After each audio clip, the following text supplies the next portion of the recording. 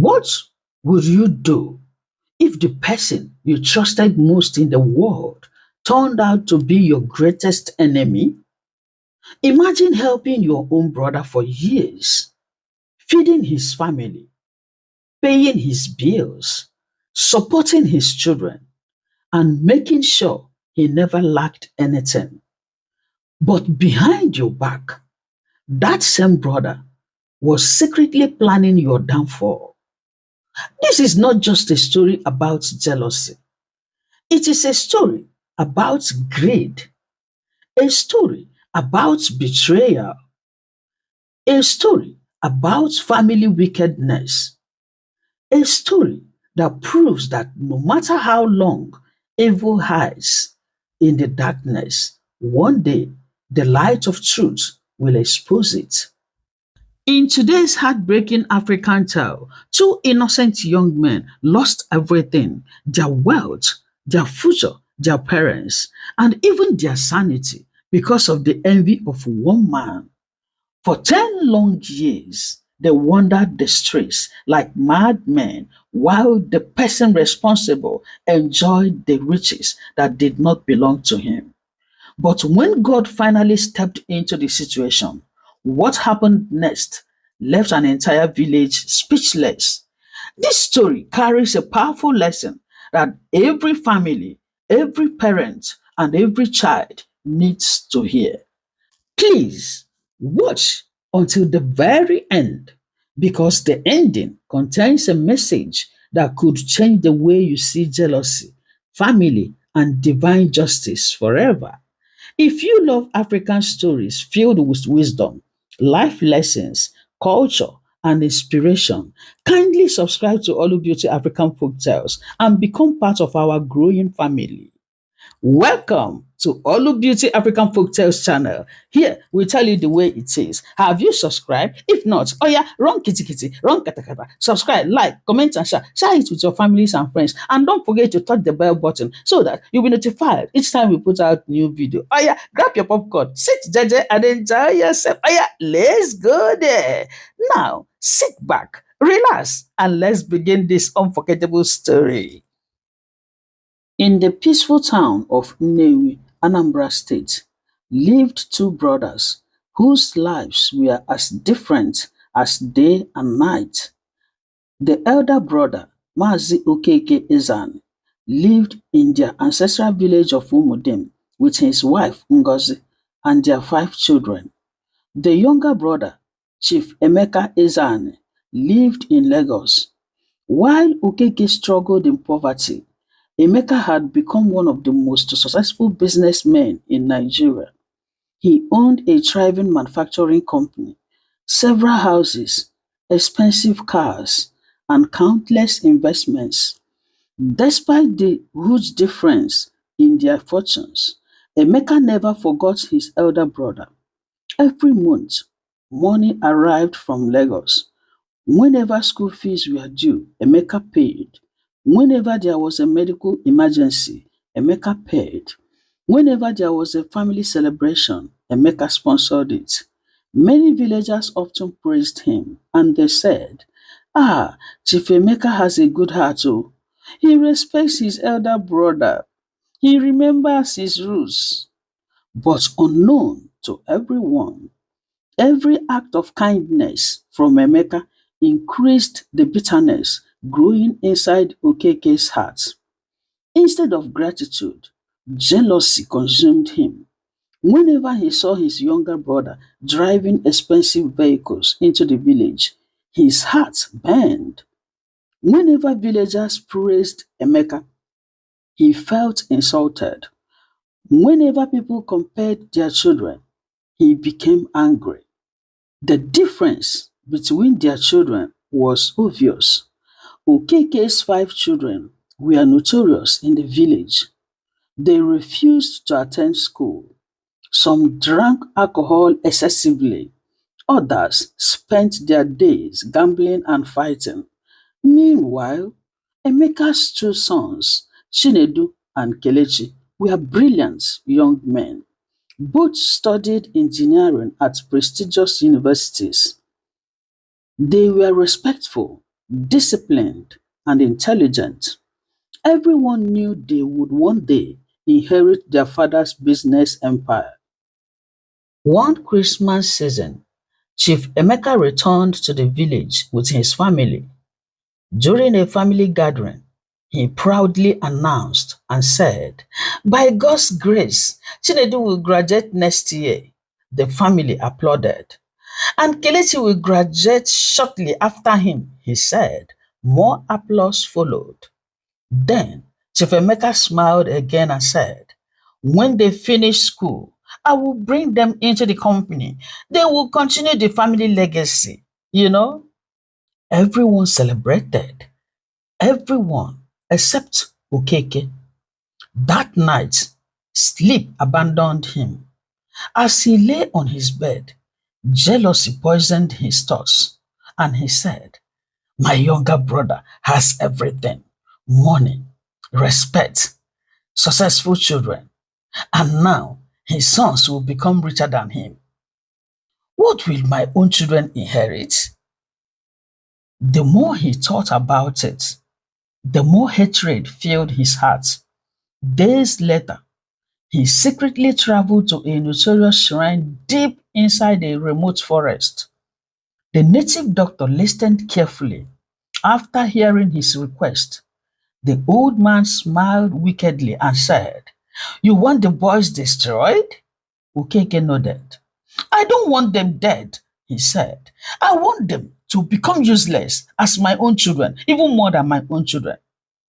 The native doctor laughed and said, "What you seek can be done, okay?" Unfortunately, Okeke agreed. Animals were sacrificed, incantations filled the air, dark rituals were performed, and then the evil assignment was released. Months later, disaster struck. One afternoon, Chinedu suddenly began behaving strangely. Doctors were confused. The following week, Kelechi also lost his sanity. The family rushed them from one hospital to another. Nothing worked. Soon, both brothers abandoned their home and wandered into the streets like madmen. Their condition shocked everyone. Chief Emeka spent millions searching for solutions. Hospitals, psychiatrists, traditional healers, prayer houses. Nothing helped. The once successful businessman became a shadow of himself. Watching his beloved sons roam the streets broke his heart. His health deteriorated rapidly. One evening, while staring at a photograph of his sons, he collapsed. He was rushed to the hospital, but it was too late. Chief Emeka Ezani died from heartbreak. The entire community mourned. People cried. Businesses closed. Even strangers attended his burial. His wife, Adeze, was devastated. She lost her husband. Her sons were missing. Her future seemed destroyed. But her suffering was only beginning. Immediately after the burial, Okeke revealed his true colors. Using manipulation and deceit, he seized Emeka's company. He took over the houses. He collected the cars. He froze accounts. He chased Adeze from properties that belonged to her husband. The poor widow fought back, but she was alone, powerless, heartbroken. A few months later, she became seriously ill. One rainy night, Adeze breathed her last. The news shocked everyone. Now, both parents were dead. The sons were missing, and Okeke controlled everything. For 10 good years, he enjoyed wealth that did not belong to him. His family moved into luxury.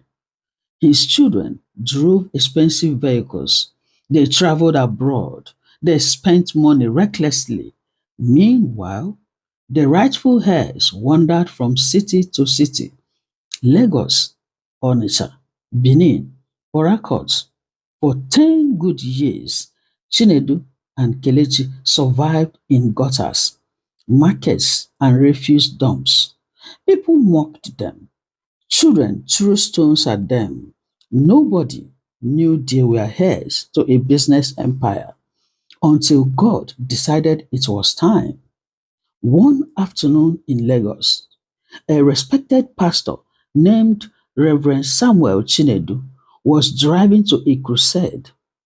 As his convoy passed a refuse dump, something unusual happened. The Holy Spirit spoke to him. Stop, he said. The pastor immediately instructed his driver to stop. He stepped out. His assistants were confused. The Spirit led him toward two filthy madmen searching for food inside a garbage heap. The moment Reverend Samuel saw them, tears filled his eyes. God revealed everything. The pastor approached them. The crowd laughed. Some people thought he was wasting his time, but Reverend Samuel began praying. For hours, prayers continued.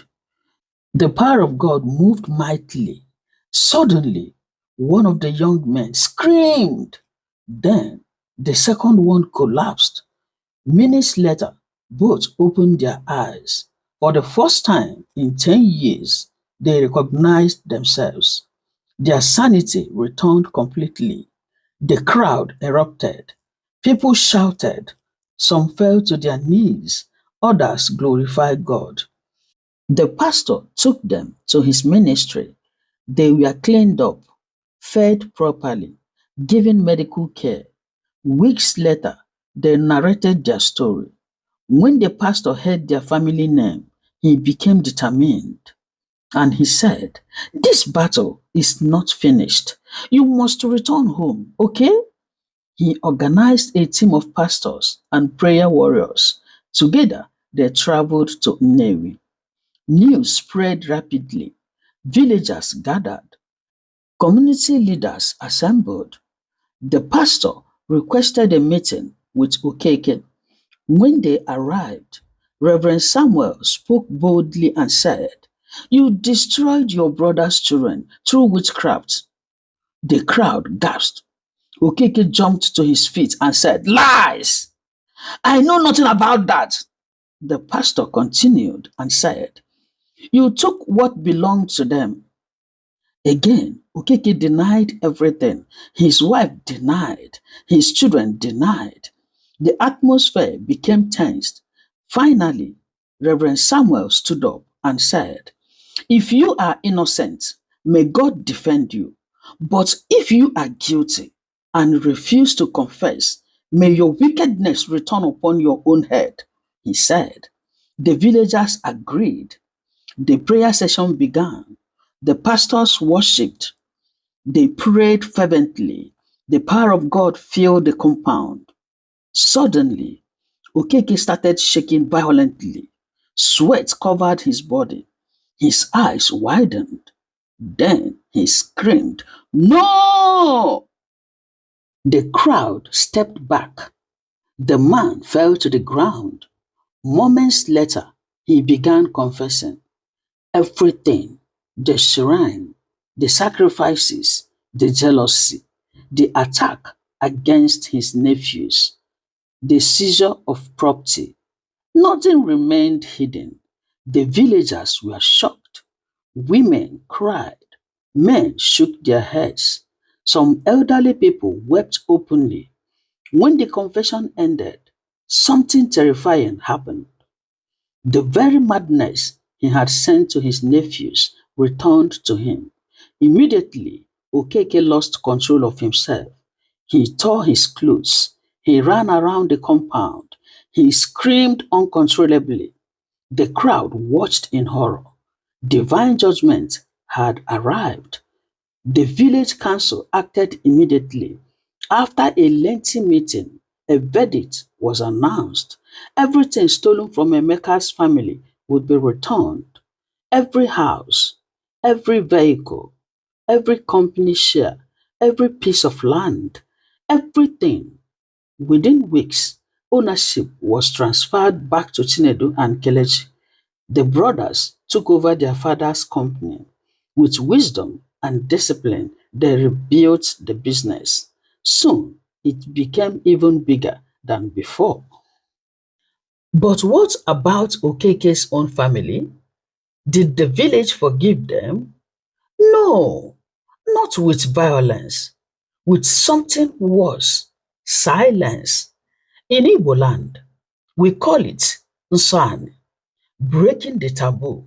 Once Okeke confessed he killed his brother through witchcraft and stole from orphans, he broke both. Women stopped buying from his wife, Ngozi, at markets. I won't eat from a hand that buried his brother, one market woman said loud enough for all to hear. His children were removed from the town's age grade. No more invitations to marriages, funerals, title ceremonies. Even the church asked his family to sit at the back for reflection. Okeke's five children had lived 10 years on stolen Benz and Dubai trips. When the elders seized everything, they had nothing. The two oldest sons ran to Onitsha to start afresh, but the Ezani name followed them. Landlords refused them because partners heard the story and pulled back. The three younger ones stayed in the village, but they became those Ezani children, pitied but never trusted. One daughter later left Newi completely and married far away in Delta State just to escape the shame. Ngozi paid the heaviest price. In Igbo land, a wife shares her husband's shame. She went from chief's wife to the woman who clapped while her husband dug his brother's grave. She tried to beg Chief Emeka's family for forgiveness after Okeke fell sick. They listened, then turned their backs. She spent her last years farming a small plot at the edge of Umudim, avoiding eye contact. Villagers said she aged 20 years and 3 years, and Okeke, the madness never fully left. Some days he was lucid and would sit under the Odara tree crying, Wandemo, oh, Wandemo, my brother, I killed my brother. Other days he would run through the village shouting Emeka's name, Emeka, Emeka, Emeka, Chai, Emeka. Nobody chased him away physically. That's not our custom. But they outcast him with silence. No greetings, no visits when he fell sick, no one to carry his coffin when he died 7 years later. Town grave diggers buried him, not his sons, not the villagers, not his family. You see, your brother's blessing is not your curse. Jealousy is a fire that burns the hand holding the match first. What God wrote for you, no shrine, no enemy, no jealous brother can erase. It may delay 10 years, but it will locate you. Chinedu and Kelechi chose mercy. They even paid school fees for Okeke's youngest daughter. That's why Nnewi respects them more than they respected their father. Thank you for watching. My dear beloved viewers, as we come to the end of this powerful story, let us take a moment to reflect on the important lessons hidden within it. One of the greatest dangers in life is jealousy. Jealousy can turn a loving brother into an enemy, a friend into a betrayer, and a good heart into a wicked one. Instead of focusing on God's blessings in his own life, Okeke chose to envy his brother's success, and that jealousy eventually destroyed everything he had. Always remember this African proverb, which says, the bird that spends its time counting another bird's feathers may never learn how to fly. God created each of us with a different destiny. Someone else's success is not the reason for your failure. When your neighbor is progressing, do not envy them. Learn from them, celebrate with them, and trust that your own success will come. This story also teaches us that evil may travel fast, but truth will always catch up with it. For 10 good years, it seemed as if wickedness had won. For 10 good years, innocent people suffered while the guilty enjoyed stolen wealth. But God's appointed time arrived. Justice spoke louder than lies. No matter what anyone has taken from you, no matter how long you have waited, and no matter how impossible your situation may seem, never give up. The God who restored those young men after 10 years is able to restore every lost opportunity, every stolen blessing, and every broken dream.